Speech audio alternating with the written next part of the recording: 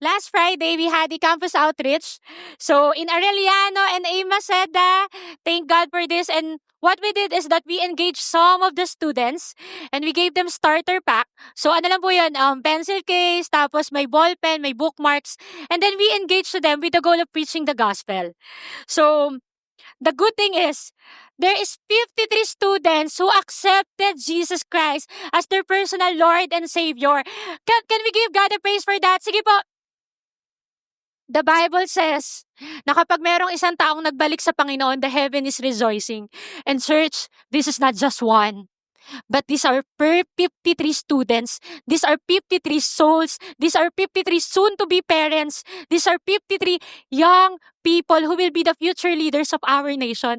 And so please pray with us as we continue to follow up these students in the coming days. And one of the ways for us to converse or engage with the students is to talk about something where they can relate. At ano po ba yun, di ba?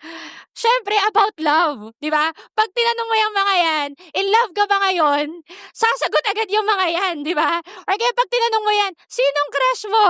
Sasagot agad sila. Yan yung mga bagay na conversation na very nakaka-relate sila at very gusto nilang pag-usapan. And one of the questions that I asked to them is this: what was the craziest thing have you ever done for love? Tanungin mo naman yung katabi mo dyan, what was the craziest thing have you ever done for love? Di ba? One of the students responded or gave an answer, ate, nag-antay ako ng 8 months. Tapos sa dulo, wala lang pala. Oh, di ba? 8 months, nagantay siyang 8 months. Tapos yung isa naman sabi niya, ate, for the first time, pumunta ako ng Dangwa para bumili ng bulaklak. Di ba? Grabe, sobrang extra mile. And speaking of craziest thing, I also want to ask that to you. But not in the context of love. Today, my question is, what is the boldest or craziest thing you've ever done just because you knew it was the right thing to do, even if it felt impossible? The reason I asked that question is because today, as we have the last week of our campus series entitled The Future is Now. Can you say the future is now? The future is now. We'll talk about someone who also responded with great boldness to do what was right in her time. Today, we will talk about someone who responded with courageous faith despite the risk of death. She stepped up with boldness, and her decision became a turning point for the salvation of her fellow people. Today, we will talk about how God placed this person in a position of influence for such a time to intervene and become an instrument of deliverance. Today, we will talk about the character of Esther. So may I invite every one of you to stand and open your Bible with me in Esther chapter 4, verse 10 to 17. Again, church, weekly, you hear this from us. If you have a Bible in your house, bring it with you wherever you go, because this is the very word of God for you. If you want to know the direction of God to you, read the Bible, value it, bring it wherever you will go. So today, again, let's read Esther chapter 4, verse 10 to 17. Medyo mahaba lang po to, so please bear with me. It says here, then Esther spoke to Hatak and commanded him to go to Mordecai and say, all the king's servants and the people of the king's provinces know that if any man or woman goes to the king inside the inner court without being called, there is but one law, to be put to death, except the one to whom the king holds out the golden scepter so that he may live. But as for me, I have not been called to come into the king these 30 days. And they told Mordecai what Esther had said. Then Mordecai told them to reply to Esther, do not think to yourself that in the king's palace you will escape any more than all the other Jews. For if you keep silent, at this time relief and deliverance will rise for the Jews from another place, but you and your father's house will perish. And who knows whether you have not come to the kingdom for such a time as this. Then Esther told them to reply to Mordecai, go, gather all the Jews to be found in Susa, and hold a fast on my behalf, and do not eat or drink for 3 days, night or day. I and my young women will also fast as you do. Then I will go to the king, though it is against the law, and if I perish, I perish. Mordecai then went away and did everything as Esther had ordered him. Let us pray. Lord, this is your very word. So God, I pray that today as we hear it, I pray that open up our eyes, our hearts, and even our minds. May we receive it, God, from you. And I pray also, God, that there will become a transformation after we hear your very word today. In Jesus' name, God, we pray. Amen and amen. You may now be seated. So, there. Just to give you the short background po of the story of Esther, no, this story happened during the time of King Xerxes of Persia. So this was after the Babylonian exile, wherein Persia had already conquered Babylon by then, and then some of the Jews decided to go back to Jerusalem. Pero many of them nagstay pa rin sila sa Persian Empire. Why? Because they just chose to stay there. And then there's this crisis na nangyari sa kanila, wherein someone named Haman came up with a plan to wipe the entire Jewish people out. So, sa story po na to, meron tayong three main character na pag-uusapan. So, una, si Mordecai. Can you say Mordecai? Si Mordecai, he is the guardian of Esther. So, siya yung nagpalaki kay Esther, like has his own daughter after her parents die. And also, Mordecai urged Esther as well to act and speak up to the king that leads to the salvation of the people. Mamaya po makikita natin yon. And then next one, meron tayong kontrabida sa storya. Si Haman. Can you say Haman? Si Haman po, he was promoted by King Xerxes to the highest official position to the empire. Pero the thing is, si Haman, may galit siya kay Mordecai. Galit na galit siya kay Mordecai kasi si Mordecai, hindi siya nagbabow down kay Haman every time na dadaan si Haman. And because of that, natapakan yung ego and pride niya that turned to personal offense into a plan of killing all the Jews. So, hindi siya satisfied na si Mordecai lang yung mamamatay. Ang plano niya, yung buong Hudyo, mamamatay din sila. And also, we have a last main character, si Esther. Can you say Esther? Si Esther po, she is an orphan, not Orpha. She is an orphan. She's the current queen of Persia during this time. And she is originally a Jew. Pero yung identity niya ay hidden. Tago po. Hindi po yun sinabi because that was the instruction of Mordecai to her. And you know, one of the weirdest thing about the book of Esther is this. It is the only book in the Bible wherein hindi binigyan ng reference si God. Meron pong 10 chapter itong libro na to. Pero sa 10 chapter na yon at sa dami-daming nangyari, walang reference kay God kahit isa. But later you will see that the sovereignty of God was very present. Later we will see that even though God was not mentioned, He is very active in the shadows. You know, this story is about the faith of the people. It's about the faith of Mordecai, Esther, and Jews, and how their faith played a role and changed things that led to their salvation.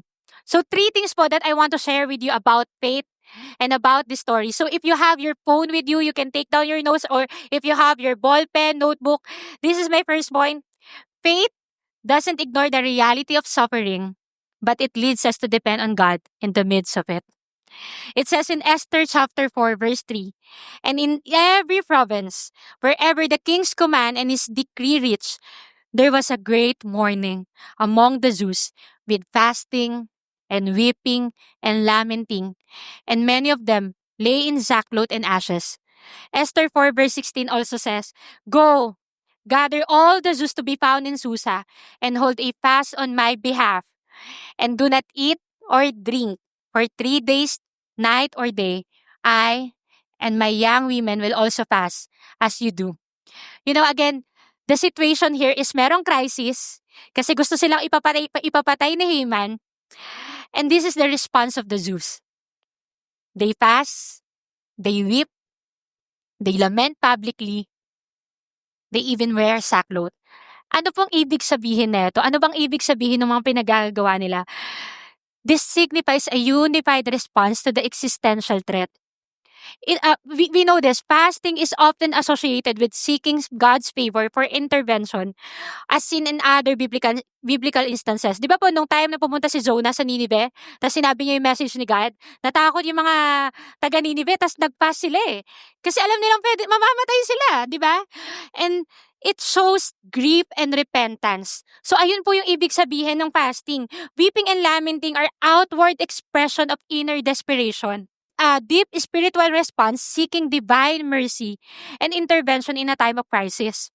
Yung sackcloth naman and yung ashes, it symbolizes humility before God. It indicates a plea for divine intervention. Ito po yung picture ng sackcloth. And this is part of Israel's spiritual language. Kumbaga, they were saying to God, pag nagaganyan sila, they were saying to God, God, we have no power on our own. Hindi namin to alam, hindi namin to kaya kung kami lang. Can you please intervene? It showed a total surrender. It was a form of appeal to God, especially in times of crisis. And what about us now? We are also facing a crisis. Diba? Worldly lang po, alam natin to, merong war and conflict na nangyayari. Wherein nations are rising against nations. Meron pong mga buhay na nawawala. May mga taong namamatay. At wag po nating isipin na hindi tayo apektado dito. Apektado po tayong lahat dito. Locally, recently, merong survey conducted by SWS from March 15 to 20. It says that 27.2% of households, approximately 7.5 million families, experience involuntary hunger. Ito po yung pinakamataas since the pandemic. The Philippines is grappling with severe food insecurity, leaving millions struggling to food put on the table. Ano yung nagkukos nito? Poverty, climate change, economic instability, and these things worsening day by day. Meron po tayong crisis na kinakaharap. Or maybe, personally, di ba? You are here and you're a family man. You have your family. And di mo na alam yung sa mo kukunin next yung pambayad sa bills. You're having a hard time about it. Or maybe you're having a hard time with your wife. For been months, years, parang hindi okay yung relationship ninyo. You're having a hard time leading your marriage. This is also a crisis. Or maybe you're a businessman. Walang sales na pumapasok, mababa, nalulugi na yung negosyo. You're having a difficult time with this. Or maybe some of you here, you're a single professional and you feel lost in your career. You don't know what to do next. You're having a difficult time with your boss, with your workmates. Parang paulit-ulit na lang yung routine mo tas hindi mo na alam kung eto pa rin ba yung calling ko? Ano pa ba yung pwede kong gawin sa buhay? Or maybe you're a student here and you're graduating and you're asking or you're being anxious, meron bang tatanggap sa akin? Saan ako magtatrabaho? Or maybe iniisip mo, makakapagtapos pa ba ako ng pag-aaral? Kasi mahirap yung buhay eh. We all experience crisis in our lives. In fact, suffering and crisis reveal our character. Suffering and crisis reveal our character. But the question I have for you today is, how do you respond in the midst of suffering?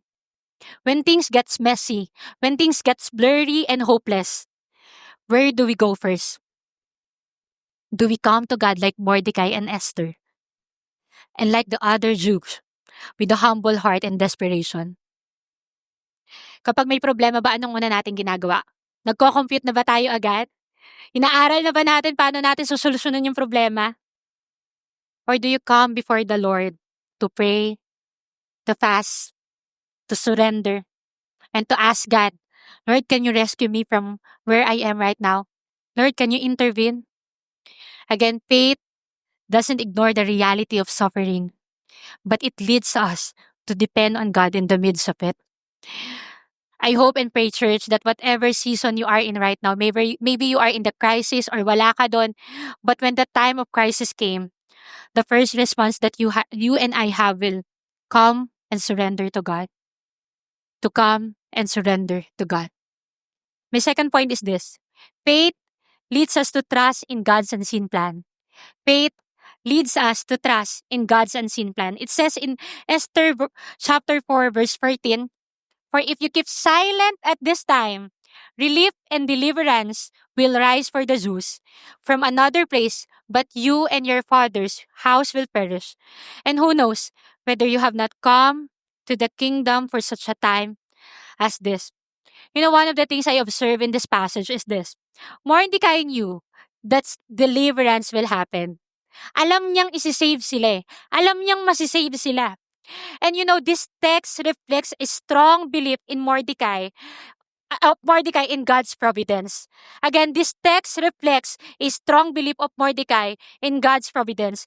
Mordecai didn't know how. Hindi niya alam paano sila isisave.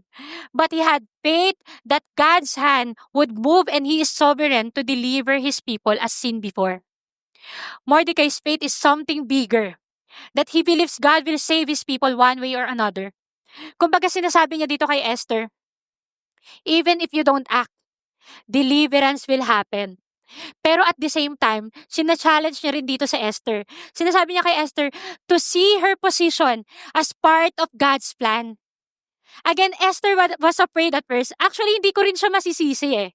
Hindi ko siya masisisi na natatakot siya. It says in Esther chapter 4 verse 11, all the king's servants and the people of the king's provinces know that if any man or woman goes to the king inside the inner court without being called, there is but one law, to be put to death. Alam ni Esther na pwede siyang mamatay pag pumunta siya doon. Kasi hindi siya pinapatawag eh. And it's been 30 days nung last na pinatawag siya. But then, ito yung sinasabi niya kay Mordecai, pwede akong mamatay. Ito yung nangyayari. But then, the response of Mordecai to her was this, deliverance will happen. Deliverance will happen, Esther. Pero malay mo, sabi niya kay Esther, malay mo, nilagay ka talaga dyan ng Diyos para sa pagkakataon na to. Kumbaga, he was telling Esther, malay mo kaya ka nandyan because of this moment. You are placed there for this specific reason. You are born for such a time as this. This was a call for Esther to have faith and believe that God had placed her exactly where she was for a purpose.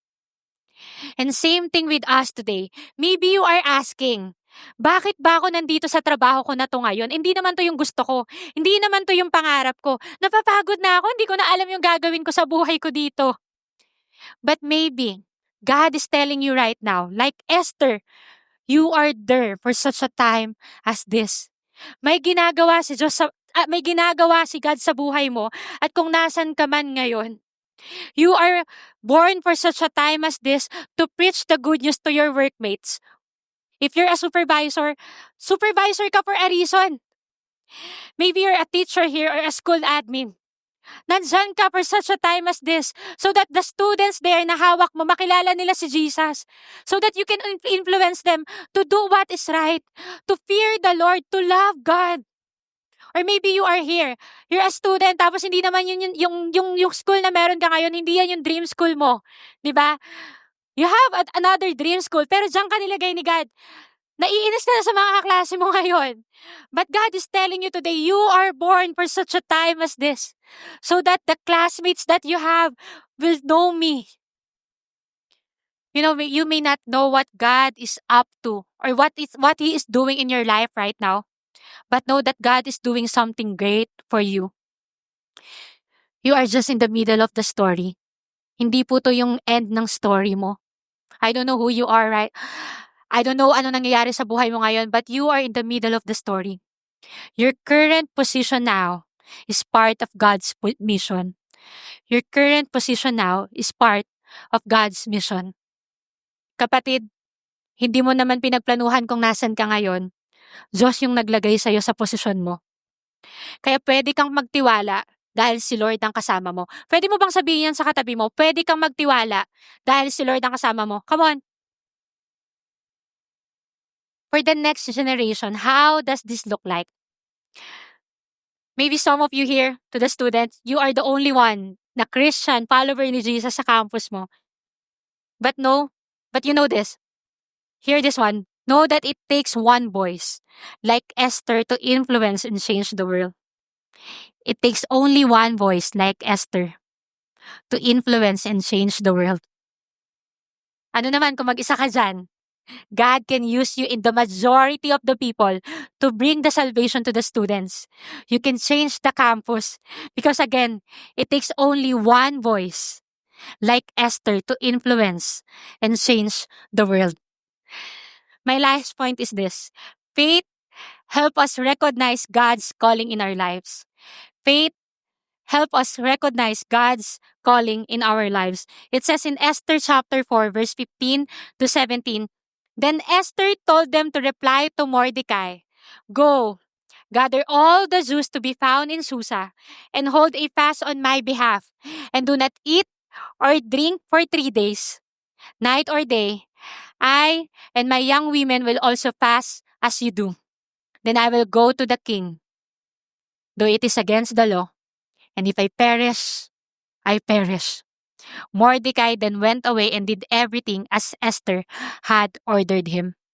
You know, as we can see here, Esther responded first with so much reliance on God, asking that they must fast for 3 days and 3 nights. Nagising si Esther sa katotohanan after she was corrected and challenged by Mordecai. And after that, she became bold to the point that ang sabi niya, if I perish, I perish. Patay na kung patay. From being afraid to being bold. Nung sinabi niyang, if I perish, it means it is an expression of faith and submission to God's will, regardless of the outcome. You know, Esther knew na pwede siyang mamatay. Esther knew, ito yung pwedeng consequence. Pero sabi niya, hindi, sige, gagawin natin to. This is my expression of faith. Let me ask you this one. What is something that God is asking you right now? What is something that God wants you to let go? What is something that God wants you to surrender? Ano yung pinapagawa ni God sa inyo ngayon na? You know, as you surrender to God, it is your expression of faith and submission to His will. God gave Esther the crown and the platform to make a difference. But it took so much faith for her to recognize that she was called for such a time as this. Let me repeat that. God gave Esther the crown and the platform to make a difference, but it took faith for her to recognize that she was called for such a time as this. And thank God, because Esther rose up and said yes to the calling. Thank God because she stepped out from her comfort zone. But you know, I realized this as well. Esther rose up as Mordecai raised her up. Esther rose up as Mordecai raised her up.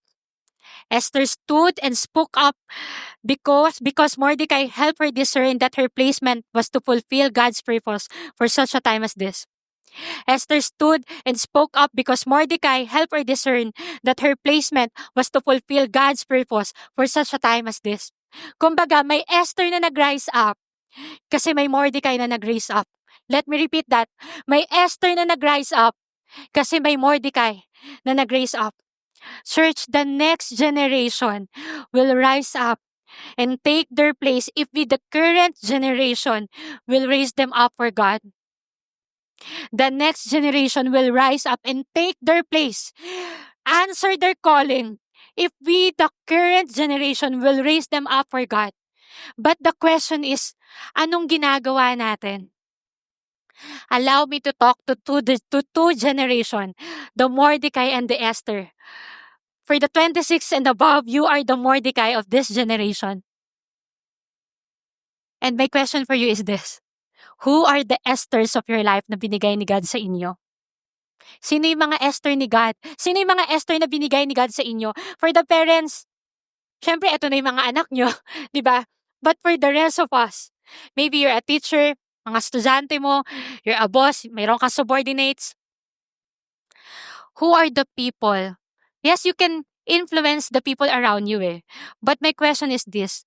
Who are 1 to 2 people that you're putting your life into? Because the truth of the matter is, we cannot accommodate everyone. Diba? Or kaya hindi naman natin kayang upuan lahat Marami yan But I think 1 to 2 people can really make a difference. But the question is, sino yung isa sa 2 tao na pinipreachan mo ng word ni God, na pinagpipray mo, na tinutulungan mo, na china-challenge mo like Mordecai to Esther, to step out in faith, to fulfill the calling of God, sa buhay ng tao na yon? Sino yung Esther sa buhay mo na tinuturuan mo na sumunod sa utos ni God? To fight for God's righteousness. Sino yung mga tao that you are calling out to preach the salvation of Jesus? Who are these people that God has entrusted to you? Church, how are we raising up the Esther that God has given to us? You know, Mordecai believed in Esther, but the question is, do we believe in them? Naniniwala pa rin po ba tayo sa next generation? Or dinidefine na lang natin sila based sa attitude nila? Ganyan na yan, makulit talaga yan, yan na lang yan.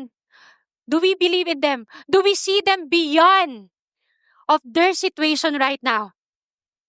You know, in Christianity, we don't expect less from the young people. We expect more from them. We expect more from them. Can you say that? We expect more from them. Why?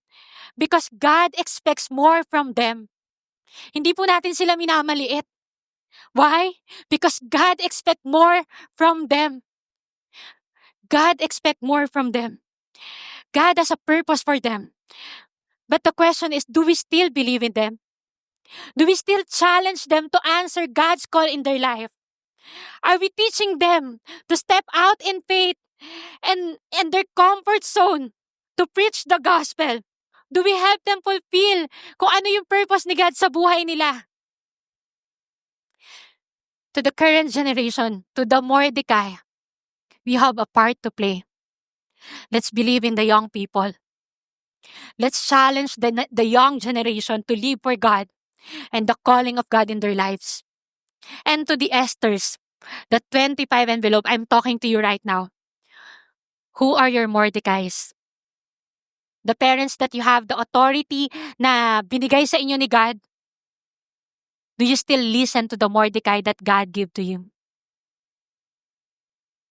Are you still listening to them? Who are the people na nag-help sa'yo, na nag-walk through with you? Sino yung mga tao na nagko-correct sa'yo kapag necessary na? Diba? You need to listen to the Mordecai that God gave to you. Church, this is a collaboration of two generations. One generation cannot do things for the kingdom without the help of the other generation. You know, the book of Esther never mentioned God, but we can see that He is sovereign and active in the shadows.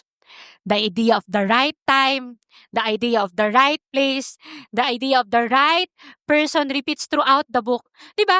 Have you ever think about this? Parang pwede namang hindi si Esther yung maging reyna eh. But for some reason, siya yung napili. Siya yung binigyan ng pabor ng hari. You know, God raised up a young orphan girl named Esther and made her become a queen that later on bring salvation to her nation.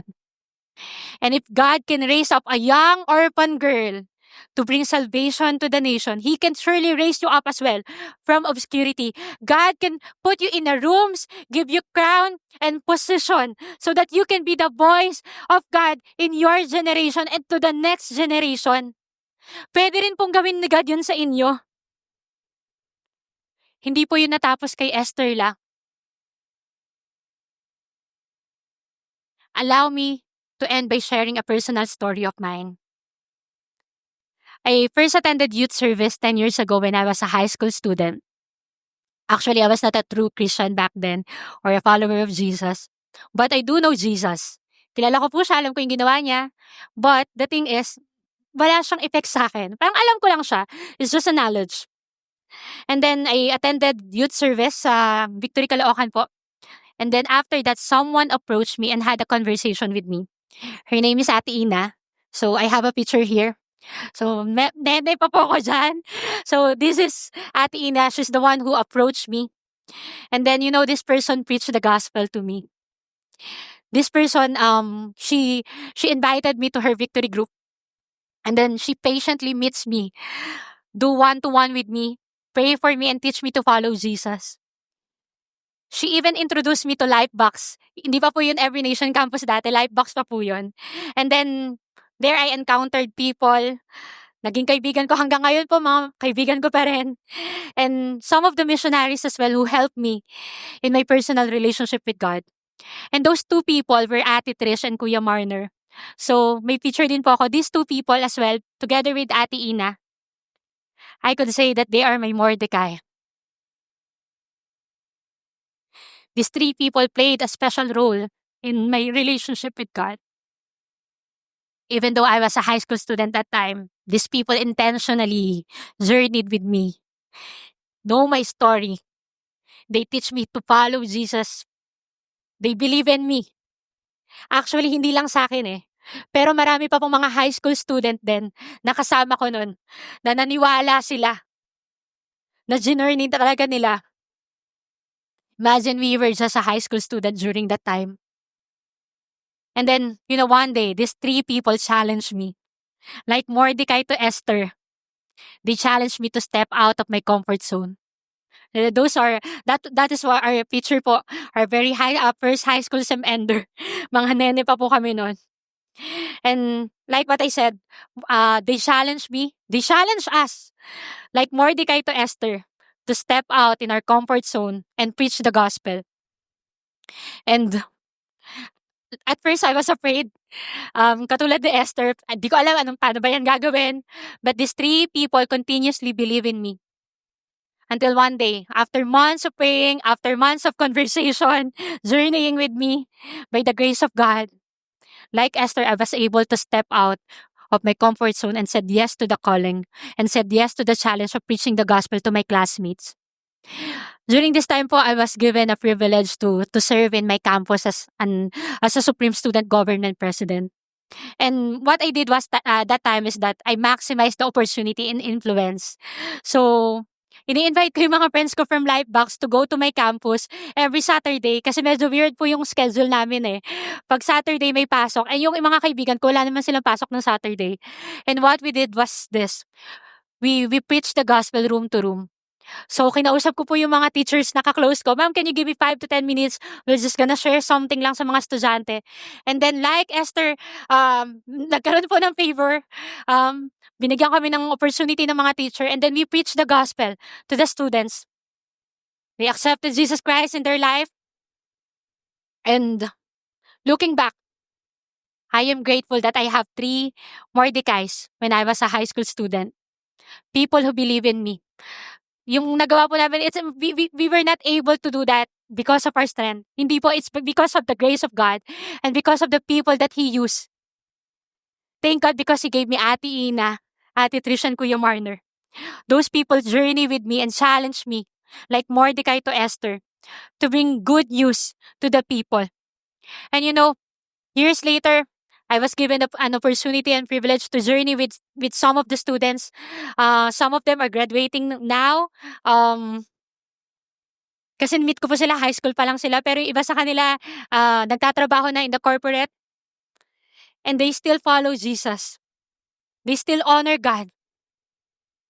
And one of the most surprising and amazing thing is this. The high school student I was with 10 years ago, yung pinakita ko pong picture kanina, who would have thought that the 4 high school students there will eventually respond to God's call to go to full-time ministry? Here we are. So, ito po siya. 4 of the high school students answer God's call years later to go to full-time ministry and reach out the students in the campuses. Can we give God a praise for that? I'm not saying that po just to say it lang, but I believe there's something that we can get from here. 10 years ago, hindi naman siya naisip ng mga Mordecai namin. I don't think so. Kasi nene pa kami nun eh. Di ba? Parang gusgusin pa po ko noon. Di ko alam yung ginagawa ko. But the 3 Mordecais that we have believe in us. Challenge us. Journey with us. Hindi siya nangyari in one instant. It takes years of believing and journeying with us. My point is this. Church, let's believe in the next generation. Let's believe in them. Let's challenge them to live for God's righteousness. It doesn't necessary na magpo-full-time sila. No. Because they can also make a difference outside. Pero kapag hindi po natin sila tinuruan ngayon ng godly values, pag hindi nila na-encounter si God, pagdating nung time na magtatrabaho na sila sa labas, isa po sila sa magiging problema natin. But if we will teach them now to fear God, to love God, and to walk in a manner worthy of God, they will live a life righteous before the Lord. Let's challenge them. Let's believe in them. Let's challenge them for them to become the voice of God wherever they will go. Let's encourage them to be bold in preaching what Jesus did on the cross. Because the truth of the matter is this. This is what we all need. Whether you are a current generation or a next generation, the story of the gospel is the message that we need. It is the message that can change a life and can transform a person. And so if we want to see the world to change, the solution to that is the gospel. The solution to that is the gospel. So for the current and the next generation, let me say this. Rise up in faith, walk in obedience, and step into the purpose of God in your life. Why? For you were born for such a time as this. You were born for such a time as this. You were born for such a time as this. May I invite every one of you to stand?